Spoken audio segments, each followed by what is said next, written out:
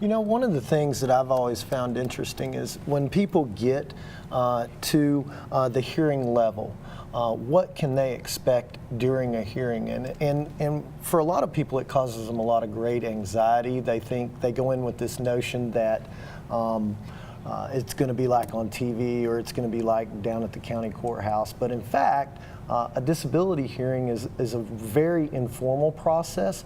But what I like to do is tell people there are a couple of things you need to be prepared for. One of the things you need to be prepared for is to talk about your current condition. The judge is going to ask you about that. The second thing you're going to need to talk about is your work history. What did you do for the last 10 years in your life?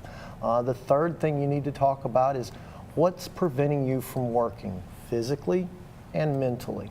And then finally, it's those activities of daily living that provide the court a little more proof that supports your claim. So if you have a condition that prevents you from lifting or carrying something greater than 10 pounds, you probably don't need to be riding around in the woods on a four-wheeler with your hurt back.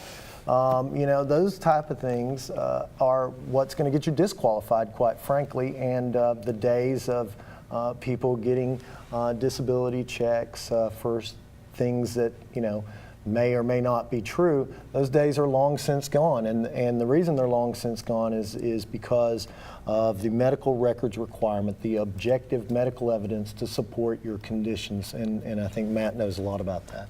Yeah, so when it comes to proving someone is disabled, we use tons of medical evidence, and if you don't have the medical evidence on paper, it's just very unlikely that you're going to be approved. And I know there's a lot of talk about how people abuse the system, but in our experience, it's just not there.